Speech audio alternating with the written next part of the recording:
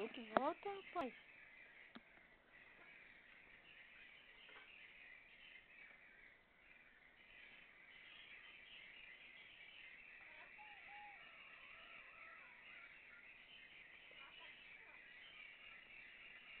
Dá um beijinho nela.